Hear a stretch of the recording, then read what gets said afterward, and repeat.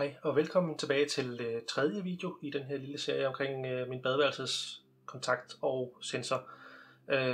Og den her video den omhandler så selve sensoren og de udfordringer jeg har stødt på med den.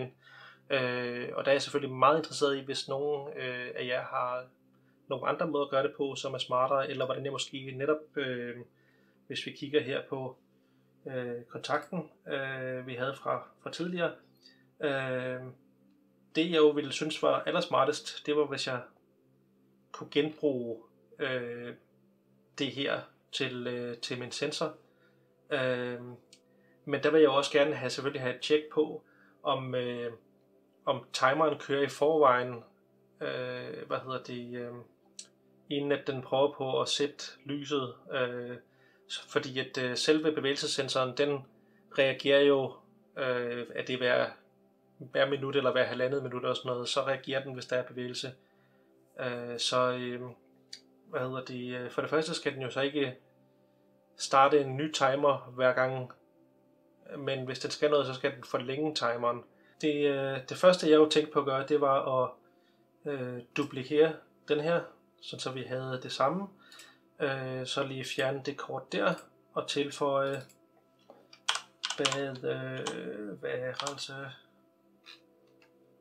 badeværelse, hvor er den henne? Motion. Bevægelsesalarmen blev aktiveret der. Og så tilføje et kort her, der siger timer not running og bad. For simpelthen at være på den sikre side med, at den kører. Men der stødte jeg ud i nogle problemer. Det jeg har gjort i stedet for, det er, at jeg har valgt at have en her, der så hedder dag. Og så simpelthen fjerne natkortene. Og så lave en tilsvarende, for nat i stedet for, hvor klokken jo bare er det modsatte. Og det er så selvfølgelig også her, hvor vi så igen kan justere countdown timeren, sådan så at vi rent faktisk får en kort countdown timer, hvilket selvfølgelig vil gøre, at lyset går ud forholdsvis hurtigt, hvis der ikke er bevægelse. Men jeg vil stadig holde den på et par minutter, netop fordi at sensoren, til bevægelsessensoren, den har altså et delay, før den ligesom registrerer bevægelse igen. Så jeg vil måske sætte den på 2 til 3 minutter.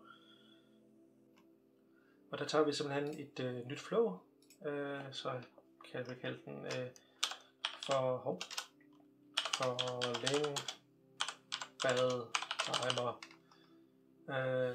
Og så siger vi, når bevægelsessensoren bliver aktiveret, og timer, så foreslår den så godt også et is not running, og is exact og så videre. Men der tager man så bare den her, der hedder is not running, og så trykker på invert. Så er den pludselig, running. Og så siger vi hvad? Og så laver vi lige et dobbelttjek, fordi at vi siger, hvis timeren, kører, og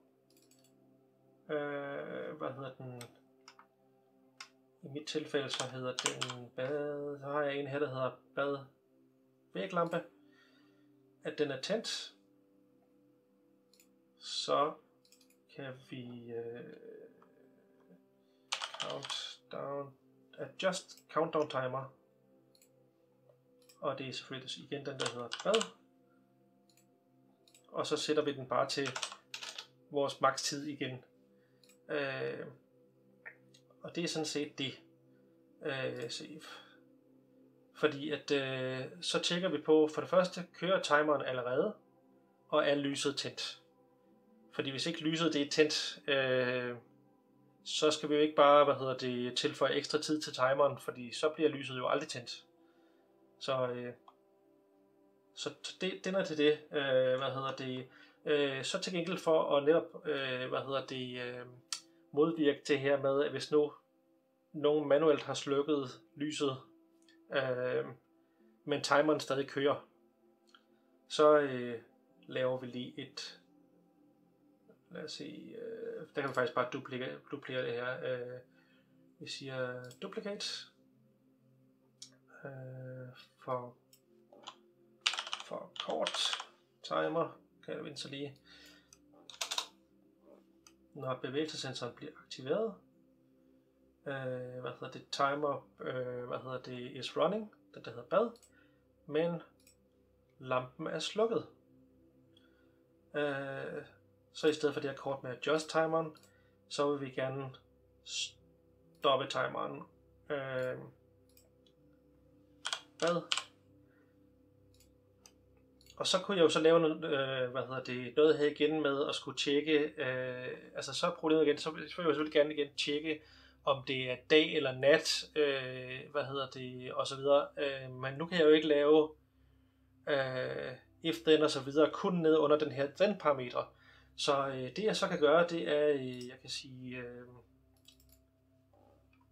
start et flow, og der har vi så i bad kontakt 2.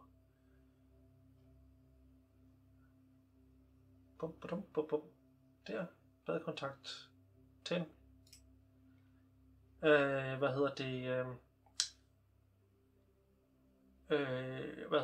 Og så kan vi lige sætte et delay på et sekund, så vi er sikre på, at countdown timer rent faktisk er stoppet, inden at den kører den her.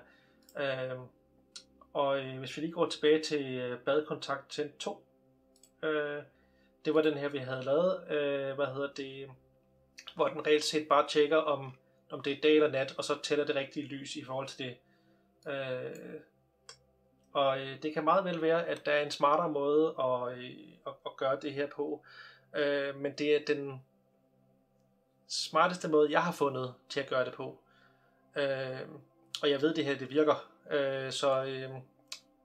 Hvis der er nogen af jer, der har en bedre måde at gøre det på, en smartere måde, så må I meget gerne lige skrive det, fordi jeg er meget interesseret i at få det gjort smartere her.